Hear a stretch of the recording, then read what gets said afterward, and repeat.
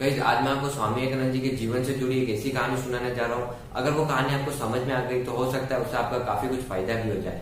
तो गाइस एक बार स्वामी विवेकानंद जी एक नदी के किनारे खड़े थे। फिर वहां पर कुछ समय बाद वहां पर एक साधु महात्मा आए और फिर वो स्वामी विवेकानंद जी के पास में जाके खड़े हो गए।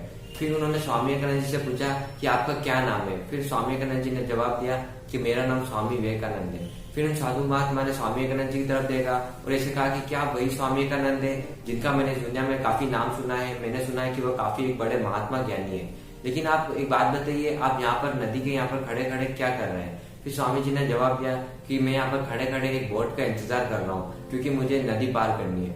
फिर स्वामी विवेकानंद फिर उन महात्मा ज्ञानी ने स्वामी विवेकानंद जी की तरफ देखा और थोड़ा हंसने लगे। और फिर उन महात्मा ज्ञानी ने कहा कि आप इतने बड़े महात्मा हैं लेकिन आप इस छोटी सी नदी को पार नहीं कर सकते।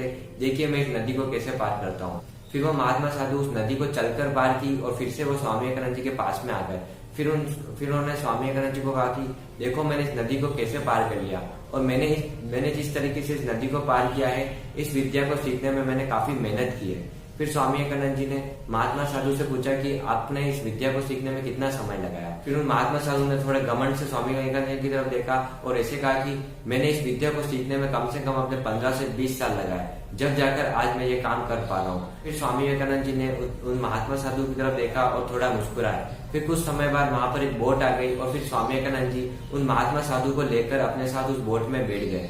फिर उन्होंने उस नदी को पार किया और फिर स्वामी विवेकानंद जी ने उस बोट वाले को कुछ पैसे दिए और फिर स्वामी विवेकानंद जी उस साधु महात्मा के पास गए और उनको कहा कि मैंने इस बोट वाले को कुछ पैसे दिए और मेरा कुछ समय भी ज्यादा बर्बाद नहीं हुआ और मैंने इस नदी को पार भी कर लिया, लेकिन तुमने अपना समय एक ऐसी विद्या को सीखने में बर्बाद किया है जिसका कोई मतलब ही नहीं है।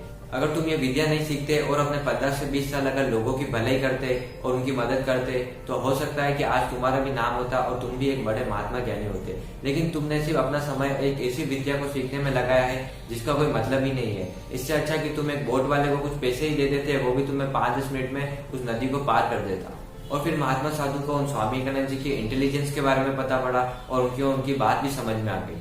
So guys the moral of the story इसकी गाइस आप लाइफ में कोई भी काम करो, लेकिन आप ऐसा काम करो जो एकदम सही काम हो। आप अपना समय फालतू चीजों में बर्बाद मत करो।